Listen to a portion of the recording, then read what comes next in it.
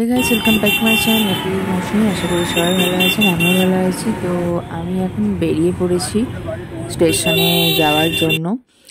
আগের পার্টটা যারা দেখেননি তারা দেখে আসুন, নাহলে বুঝতে পারবেন না। আমি আগের পার্টটা দেখলে ক্লিয়ার হবে, লিঙ্ক ডিসক্রিপশন বক্সে দিয়ে দেবো।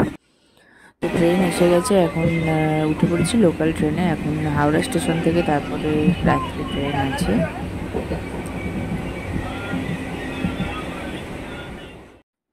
তো হাওড়া স্টেশনে পৌঁছে গেছি, আর আমাদের ট্রেনও এখন ঢুকে গেছে।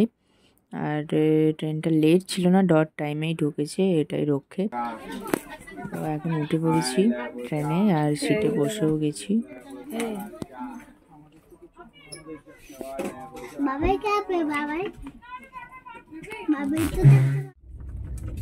আপার সিটটা আমি নিয়ে নিয়েছি, কারণ আপারটায় আমার সুবিধা হবে। আর সাইডে একটা মানে এই রড মতো দেওয়া থাকে, যেটাতে পড়ে যাওয়ার ভয়টা থাকে না। আর লোয়ারে শুলেও প্রবলেম কি থাকে যে ওটায় কোনো মানে গ্র্যাব করার মতো কোনো জায়গা থাকে না। চার্জ আছে তো, কেন চার্জ দেবো? আর ফোনটা যাচ্ছে না তো, দাও।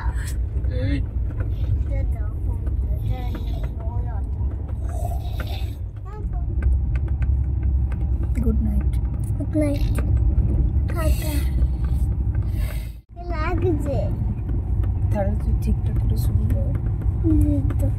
এই দেখ, এই দেখ কোথায় শুয়েছে।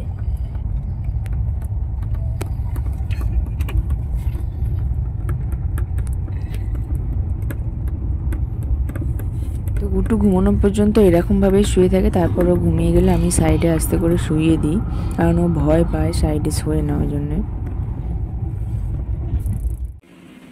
তো চলে এসেছি এখন, পৌঁছে গেছি ভুবনেশ্বর। আর স্টেশন থেকে আমাদের বেশ কিছুটা যেতে হয়।